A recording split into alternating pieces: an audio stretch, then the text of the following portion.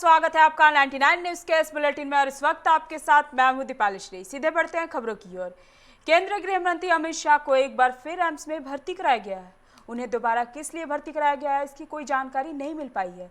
शाह को शनिवार रात करीब 11 बजे एम्स में भर्ती कराया गया था। इससे पहले अमित शाह को 18 अगस्त एम्स में भर्ती कराए गए थे। उन्हें सांस लेने में परेशानी हो रही थी। बता दें कि 2 अगस्त को अमित शाह कोरोना वायरस से संक्रमित हो गए थे। उन्होंने खुद ट्वीट करके इसकी जानकारी दी थी। इसके बाद 14 अगस्त को अमित शाह की कोरोना रिपोर्ट नेगेटिव आ गई।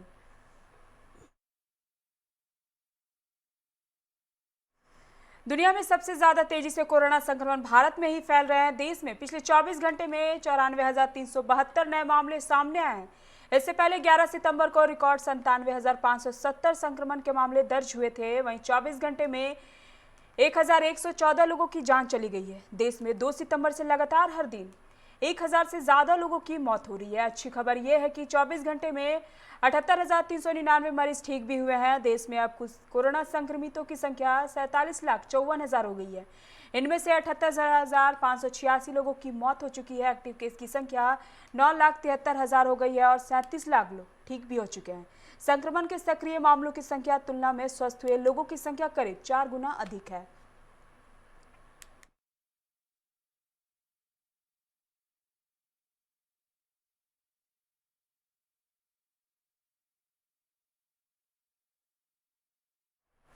बिहार में कोरोना संक्रमण से रिकवरी दर बढ़कर लगभग 90% हो गया है। यह देश में सर्वाधिक है। राज्य में एक्टिव मरीजों की संख्या भी कम होकर 14,899 रह गई है, जबकि कुल संक्रमितों की संख्या बढ़कर 15,06,866 लोग स्वस्थ होने लगे हैं। संख्या बढ़कर 14,01,158 हो गई है। पिछले 24 घंटे में 10,05,930 सैंपल की जांच हुई है, जिसमें 1,421 नए संक्रमित मिले हैं।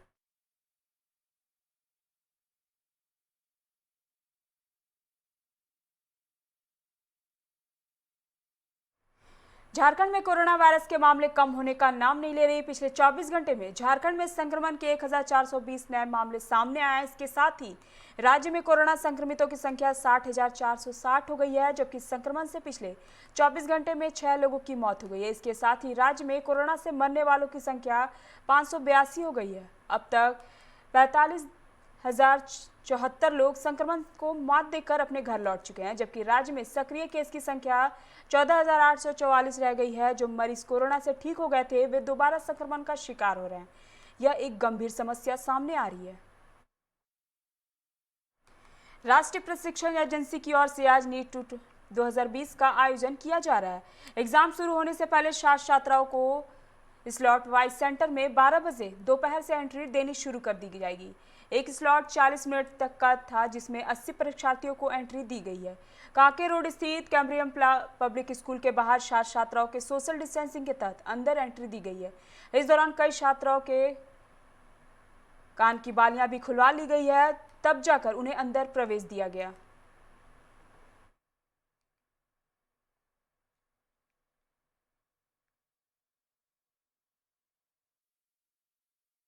धनबाद के हीरापुर अग्रसेन भवन में भारतीय एकता शेर सेना की तरफ से रक्तदान शिविर का आयोजन किया गया। शिविर का उद्घाटन अनुमंडल पदाधिकारी सुरेंद्र कुमार ने किया। इस अवसर पर उन्होंने कहा, भारतीय एकता शेर सेना का यह प्रयास काबिले तारीफ है।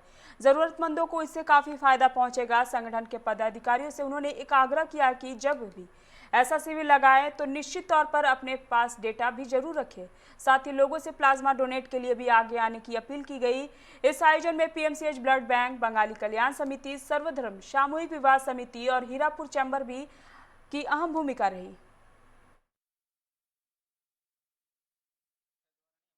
भारतीय एकता शेर सेना के द्वारा ब्लड कैंप लगाया गया अग्रसेन भवन हीरापुर में, और बंगाली कल्याण समिति, अन्य संस्था, चैम्बर ऑफ कॉमर्स और युवा सामूहिक विवाह समिति, डेकोरेटर एसोसिएशन के प्रदीप सिंह के द्वारा सभी लोगों का सहयोग मिल रहा है। और यहाँ पे हम लोग अभी तक 24 यूनिट ब्लड डोनेशन दिया है। भारतीय एकता शेर संस्था के द्वारा जो यहाँ पे ब्लड डोनेशन का कैंप लगाया गया है, वो वास्तव में बहुत ही मानवीय दृष्टिकोण से प्रशंसा के योग्य है। और मैं इस संस्था के सभी सदस्यों को तहे दिल से आभार व्यक्त करता हूँ कि हमारे समाज में ऐसे लोग भी हैं जो उन लोगों के लिए सोचते हैं जिनके लिए कोई मदद करने को आगे नहीं आता है। तो मेरा इस संस्था से एक आग्रह रहेगा कि चीज़ें जो हम लेते हैं उसका हम लोग कितना प्रॉपर चीज़ों को उपयोग करते हैं। हमारी अथक प्रयास के बाद यदि इसकी उपयोगिता अगर हमें नहीं मिलता है तो मुझे लगता है कि हम सब बेकार प्रयास कर रहे होते हैं। तो मेरा एक पूर्व केंद्रीय मंत्री रघुवंश प्रसाद सिंह की दिल्ली के एम्स में मौत हो गई। वे वेंटिलेटर पर थे। उनके निधन पर बिहार में शोक की लहर है। उनके निधन पर शोक संवेदना का तांता लगा हुआ है। मौत के कुछ दिनों पहले ही उन्होंने राजद से अपना पुराना नाता तोड़ लिया था। उन्होंने आईसीयू से ही आरजेडी इस्तीफा देने का अपना पत्र जारी कर बिहार विधानसभा चुनाव के ठीक पहले सियासी हड़कंप मचा दिया था। रघुवंश प्रसाद सिंह का 74 वर्ष के थे। 2 दिनों पहले उनकी हालत बिगड़ गई थी। उन्होंने दिल्ली के एम्स के आईसीयू वार्ड में रविवार की सुबह अंतिम सांस ली। सांस लेने में परेशानी होने के बाद उन्हें वेंटिलेटर सपोर्ट पर रखा गया था। इसके पहले कोरोना पॉजिटिव होने के बाद उनका पटना के एम्स में इलाज किया गया था।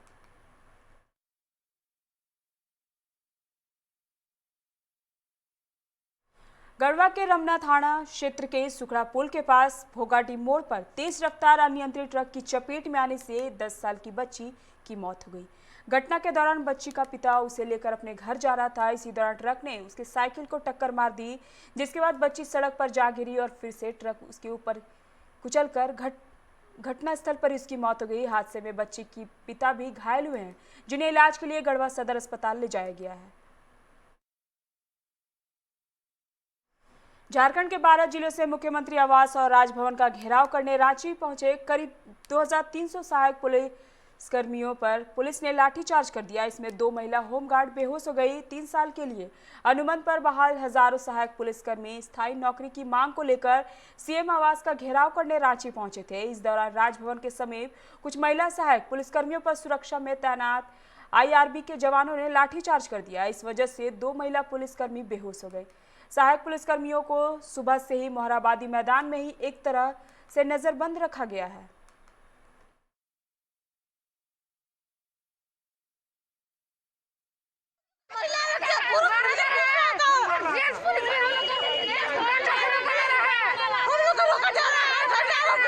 क्या कारण है कि रोका जा रहा है आप लोगों को? हम लोग जाने के लिए मोहराबादी मैदान इस रास्ते से चाह रहे थे, इसलिए रोका जा रहा है। इसीलिए रोका जा रहा है। तो महिला और पुरुष लोग लाठीचार्ज कर रहे हैं हम लोगों पर। इस बच्ची के साथ अगर कुछ होती है तो झारखंड सरकार इस बच्ची की सारी जिम्मेदारी लेगी, क्योंकि हम लोग तो सबसे पहली बात गाड़ी बुक कर आ रहे थे, लेकिन पुलिस प्रशासन के द्वारा मैं सबसे बड़ी बात बोलना चाहूँगा आप लोग के सामने, क्योंकि 2500 सहायक पुलिस झारखंड के 2017 में अति नक्सल प्रभावित क्षेत्र से 2500 सहायक पुलिस की नियुक्ति की गई थी। हम लोग की नियुक्ति मुख्य धारा से जोड़ने की नियुक्ति की गई थी। बेरमो उपचुनाव को लेकर झारखंड राज्य के वित्त मंत्री व झारखंड कांग्रेस प्रदेश अध्यक्ष डॉक्टर रामेश्वर उरांव के 2 दिवसीय दौरे के पहले दिन बेरमो के पेटरवार पहुंचे। यहां उन्होंने चांदो सांस्कृतिक भवन में बैठक की। डॉक्टर रामेश्वर उरांव ने कहा कि बेरमो विधानसभा क्षेत्र में उपचुनाव होना है, जिसकी तैयारी की जा रही है। भाजपा सरकार पर निशाना साधते हुए कहा कि राज्य का खजाना खाली हो गया था, अब स्थिति में सुधार हो रही है। राज्य में विधायक फंड में रोकथाम धीरे धीरे आरंभ की जा रही है।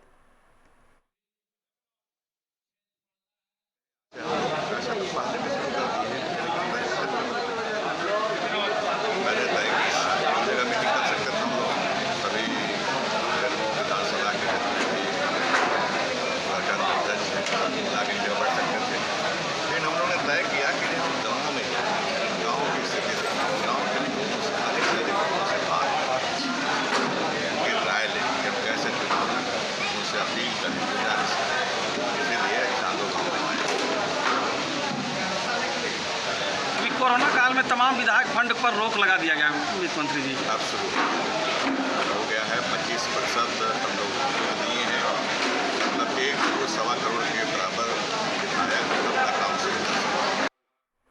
आज पूरे देश में नीट की परीक्षा का आयोजन किया गया है, जिसको लेकर सुबह से ही सभी परीक्षार्थी केंद्रों पर परीक्षार्थियों पहुंच चुके हैं। पश्चिम बंगाल के रानीगंज डीएवी पब्लिक स्कूल में भी नीट की सेंटर बनाया गया है, जहां परीक्षार्थियों को कोरोना वायरस को लेकर जारी तमाम दिशा निर्देशों के साथ तैयारियां की गई है। जिला प्रशासन ने माइक से अनाउंसमेंट कर सभी को सोशल डिस्टेंसिंग बनाए रखने समेत हर तरह की दिशा निर्देशों का पालन करने की अपील की।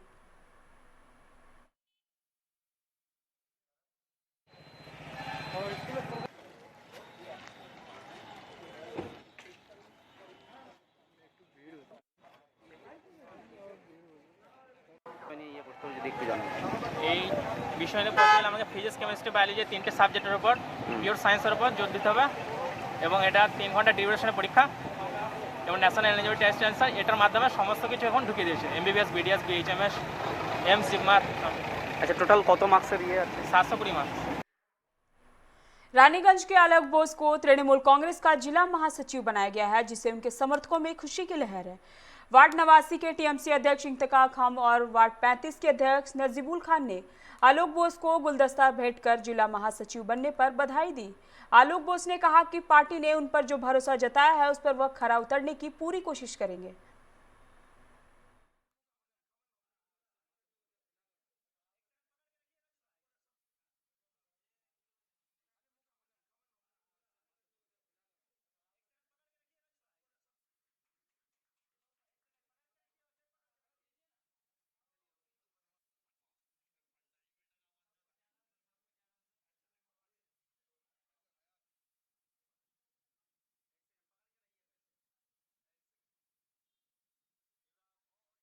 জেলা আমাকে জেনারেল সেক্রেটারি করেছে পশ্চিম বর্ধমান জেলায়, তাতে আমি খুশি।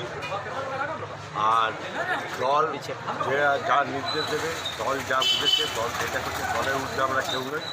দল মনে করেছে, দল দিয়েছে, দল যে দায়িত্ব দিয়েছে সেই দায়িত্ব নিশ্চয়ই পালন করার চেষ্টা করছি।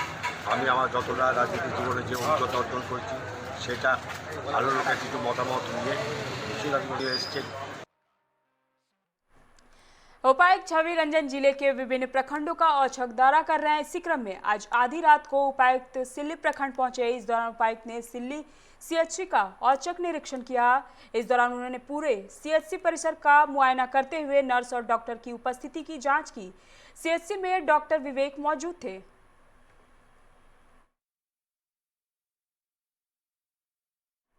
अभी के बुलेटिन में फिलहाल इतना ही। तमाम खबरों के लिए आप बने रहिए 99 न्यूज के साथ। नमस्कार।